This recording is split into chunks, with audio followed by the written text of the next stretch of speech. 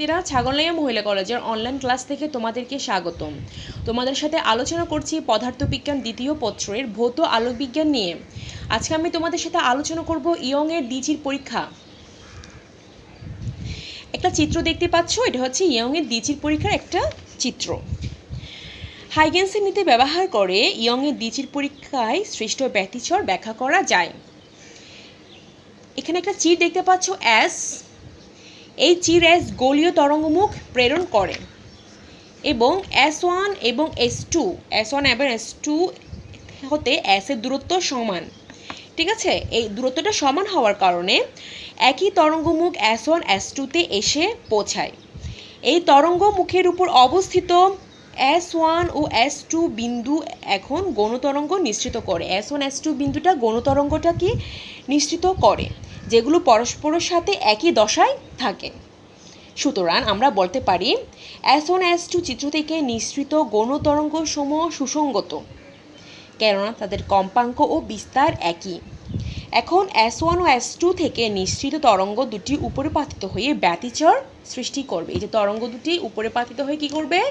ব্যতিচর সৃষ্টি করবে। সমদশা সম্পন্ন কণাগুলো উপরে পাতিত হয়ে গঠনমূলক ব্যতিচার সৃষ্টি করবে এবং বিপরীত দশা সম্পন্ন কণাগুলো উপরে পাতনের ফলে ধ্বংসাত্মক ব্যতিচর সৃষ্টি হয়। এখানে দেখো, এই চিত্রটাতে দেখো হাইফেন লাইন দ্বারা, এই যে এই লাইনটা দ্বারা একটা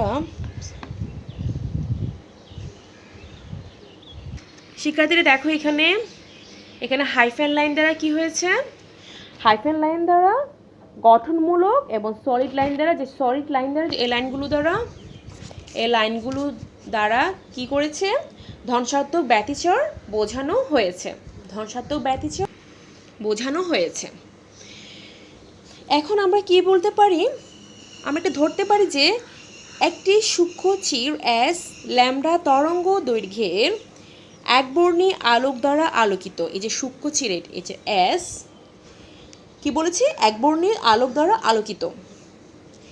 S হতে নির্গত গোলাকাকৃতির আলোক তরঙ্গ S এর কাছাকাছি এবং সম দূরত্বে অবস্থিত দুটি সমান্তরাল চির S1 S2-কে আলোকিত করে। ধরা যাক S1 চির হতে P বিন্দুতে S1 চির হতে P বিন্দুতে আপতিত আলোক তরঙ্গের সমীকরণ কি হবে?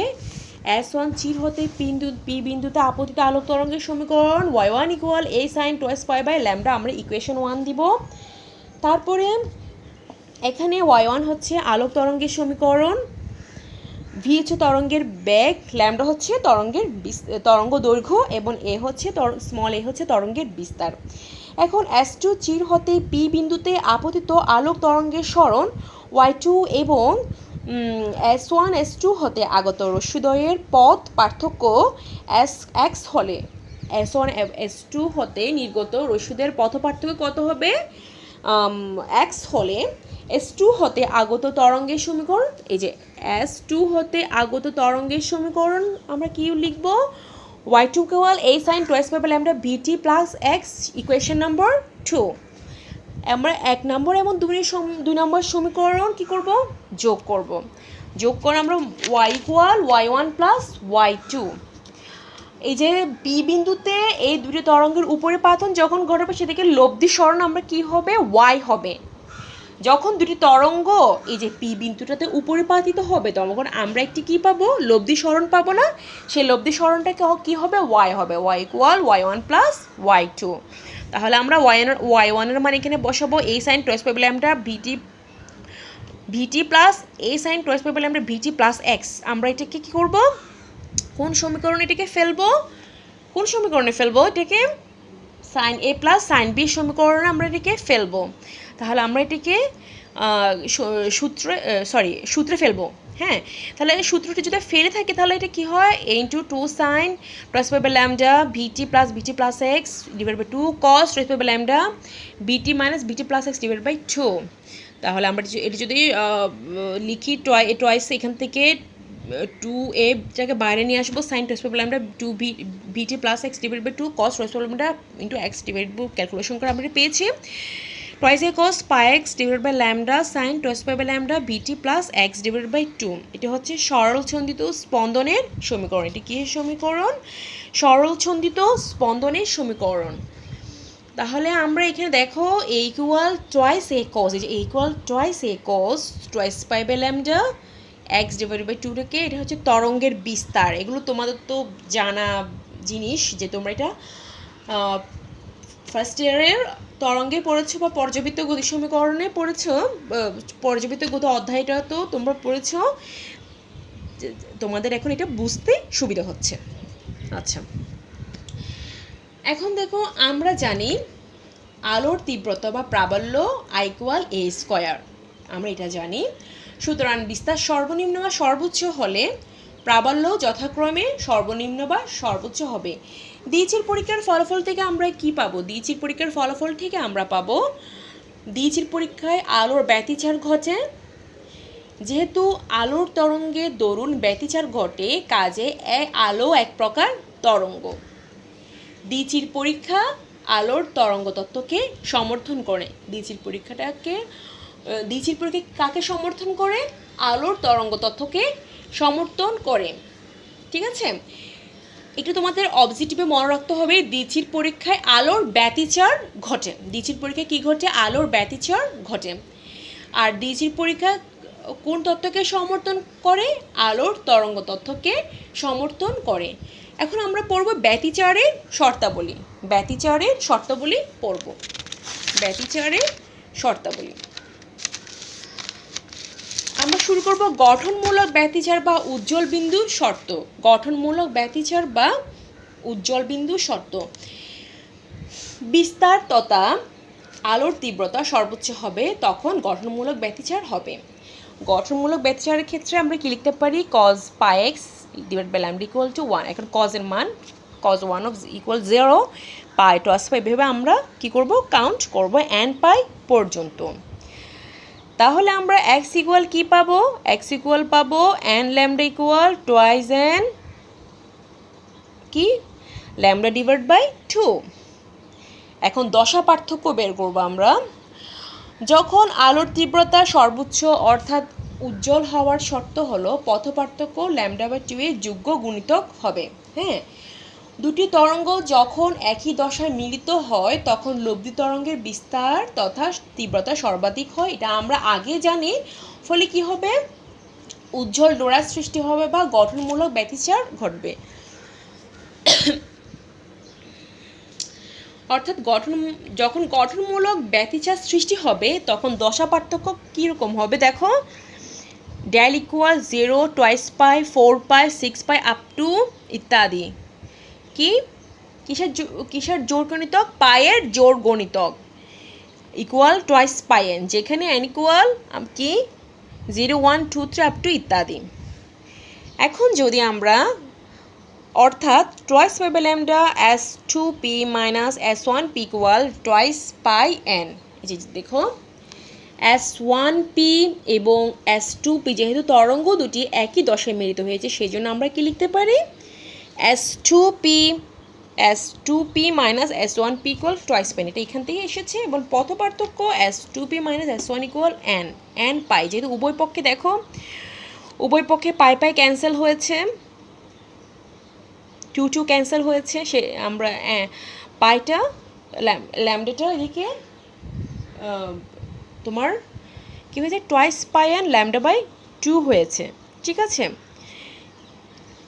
এখানে n ইকুয়াল 0, 1, 2, 3 আপ টু ইত্যাদি। হ্যাঁ, আলোকীয় পথ পার্থক্য। আলোকীয় পথ পার্থক্য আমরা জানি equal n lambda.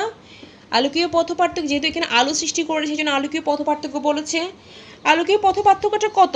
s2p minus s1p না? তাহলে s2p minus s1p equal n lambda.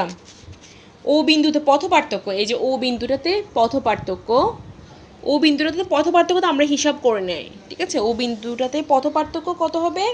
এখানে দেখো, এই যে পথ পার্থক্য চিত্র দেখো, ও থেকে এম, এটা হচ্ছে পথ পার্থক্য ও বিন্দুতে।